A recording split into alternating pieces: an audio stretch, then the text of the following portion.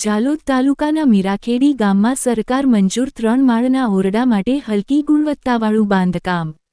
ઝાલોદ તાલુકાના મીરાખેડી ગ્રામ પંચાયતના વસ્તી પગાર કેન્દ્રમાં હાલ સરકાર દ્વારા મંજૂર થયેલ 3 માળના 12 ઓરડાઓનું બાંધકામ કાર્ય ચાલી રહ્યું છે। જો કે આ બાંધકામ બાળકોના ભવિષ્ય અને સુરક્ષા ચેડા કરતું જણાઈ રહ્યું છે।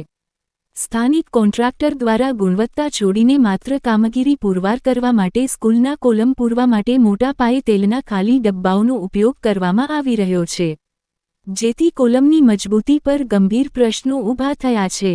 જો પાયો જ નબળો હોય તો ઉપરના માળો કઈ રીતે સલામત રહેશે? આ પ્રકારનું બાંધકામ સમગ્ર ઇમારતના ભવિષ્ય પર સંશય ઊભું કરે છે। શું આવી બાંધકામ પદ્ધતિથી તૈયાર થનારી 3 માળની સ્કૂલ બાળકો માટે ખતરાની ઘંટેડી સાબિત નહીં થાય? કોન્ટ્રાક્ટર સામે કોઈ તકેદારી લેવાઈ રહી છે કે નહીં? નિરીક્ષણ અને ગુણવત્તા કંટ્રોલ કોણ કરી રહ્યું છે? જો કોઈ દુર્ઘટના ઘટે તો જવાબદારી કોણ લેશે? સ્થાનિક લોકોએ આ મુદ્દે તાત્કાલિક તપાસ અને બાંધકામ બંધ કરાવી ઉચ્ચ ગુણવત્તાવાળું કાર્ય શરૂ કરવા માંગ ઉઠાવી છે। આ છે બાળકોના ભવિષ્ય સાથે સંકળાયેલું ગંભીર મામલો। તંત્ર તાત્કાલિક જાગે તે જરૂરી છે। રિપોર્ટર વાલસિંગ ડામોર, ઝાલોદ।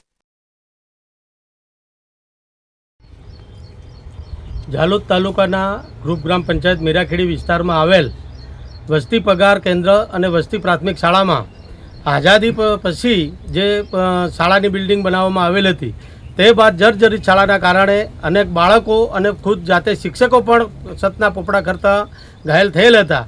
અમે અનેક રજૂઆતો અને અનેક આવેદનો આપવા બાદ 3 માળની 12 ઓરડાવાળી શાળા મંજૂર કરવામાં આવી અને હાલ જે કોન્ટ્રાક્ટર છે એના દ્વારા હલકી ગુણવત્તાનો માલ સામાન વાપરી બીમની જગ્યાએ તેલના ડબ્બા, ખાલી તેલના ડબ્બા ગોઠવી અને બાંધકામ કરવાનું મારે ધ્યાનમાં આવતા આજરોજ શાળાની રૂબરૂ મુલાકાત લઈ અને આ ભ્રષ્ટાચાર ખુલ્લો પાડેલ છે।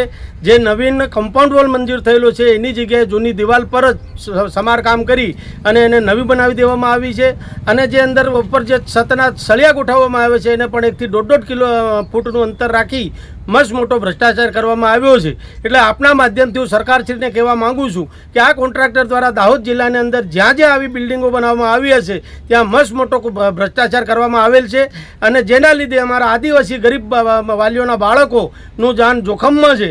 માટે તમામ વાલીઓની સાથે રાખી આ બાંધકામ દૂર કરી નવેસરથી બાંધકામ કરવામાં નહીં આવે અને આ કોન્ટ્રાક્ટરનું લાયસન્સ રદ કરવામાં નહીં આવે તો વાલીઓની સાથે રાખી આવેદનપત્રો આપી ઉગ્ર આંદોલન કરવામાં આવશે। મુકેશભાઈ ડાંગી।